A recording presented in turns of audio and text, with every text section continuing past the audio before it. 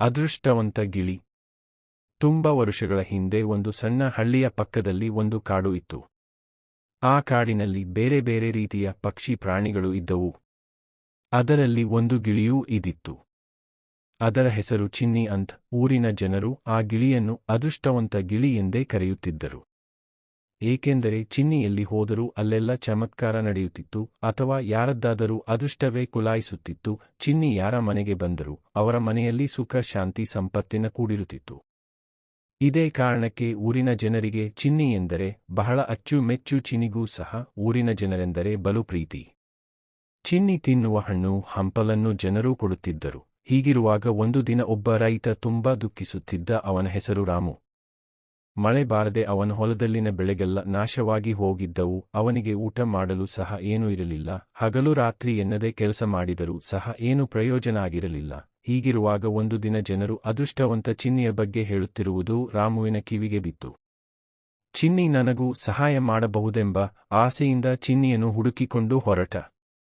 ಹಾಗೆ ದಾರಿಯಲ್ಲೇ ಹೋಗುತ್ತಿರುವಾಗ ಒಂದು ಮರದ ಕೊಂಬೆಯಲ್ಲಿ ಚಿನ್ನಿ ಕುಳಿತಿರುವುದನ್ನು ಕಂಡ ರಾಮು ತನ್ನೆಲ್ಲಾ ಕಷ್ಟವನ್ನು ಚಿನ್ನಿಯ ಮುಂದೆ ಹೇಳಿದ.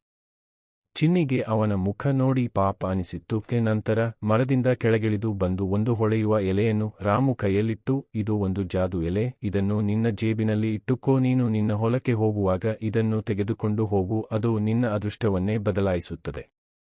ರಾಮು ಅದನ್ನು ಹಿಡಿದುಕೊಂಡು ಮನೆಗೆ ಬಂದ. ಮರುದಿನ ಬೆಳಿಗ್ಗೆ ಹೊಲಕ್ಕೆ ಕೆಲಸಕ್ಕೆ ಹೋಗುವಾಗ ಎಲೆಯನ್ನು ತೆಗೆದುಕೊಂಡು ಹೋದ. ಅಲ್ಲಿ ಹೀಗೆ ಕೆಲಸ ಮಾಡುತ್ತಿರುವಾಗ ಒಮ್ಮೆಲೆ ಮಳೆಯಾಯಿತು. ಅವನ ಬರಡಾದ ಭೂಮಿ ತಂಪಾಯಿತು.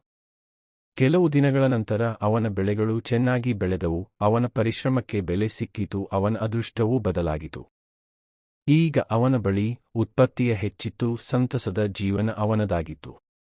ರಾಮು ಊರ ಜನರ ಬಳಿ ಹೋಗಿ ಚಿನ್ನಿಯ ಬುದ್ಧಿ ಮಾತು ಮತ್ತವನು ಕೊಟ್ಟ ಎಲೆಯ ಬಗ್ಗೆನೂ ಹೇಳಿದ. ಇದನ್ನು ಕೇಳಿದ ಜನರು ಚಿನ್ನಿಯನ್ನು ಹಾಡಿ ಹೊಗಳಿದರು. ಚಿನ್ನಿಯನ್ನು ಇನ್ನೂ ಪ್ರೀತಿಯಿಂದ ಕಂಡರು. ಆದರೆ ರಾಮುಗೆ ಚಿನ್ನಿ ಇನ್ನೊಂದು ಮಾತನ್ನು ಹೇಳಿದ್ದ. ಏನು ಎಂದರೆ, ಈ ಎಲೆ ನಿನ್ನ ಪರಿಶ್ರಮದ ದುಡಿಮೆಯ ಜೊತೆ ಮಾತ್ರ ಇರುತ್ತದೆ. ಒಂದು ವೇಳೆ ನೀನು ಕಷ್ಟಪಟ್ಟು ದುಡಿಯುವುದನ್ನು ನಿಲ್ಲಿಸಿದರೆ ಈ ಎಲೆ ಕೂಡ ಅದರ ಜಾದುವನ್ನು ಕಳೆದುಕೊಳ್ಳುತ್ತದೆ.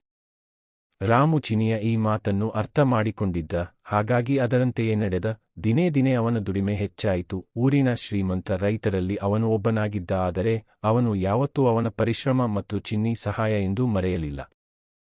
ಈ ಕಥೆಯಿಂದ ನಮಗೆ ತಿಳಿಯದು ಏನೆಂದರೆ, ಕಷ್ಟಪಟ್ಟು ದುಡಿಯುವರಲ್ಲಿ ಮಾತ್ರವೇ ಅದೃಷ್ಟ ಜೊತೆಗಿರುತ್ತದೆ.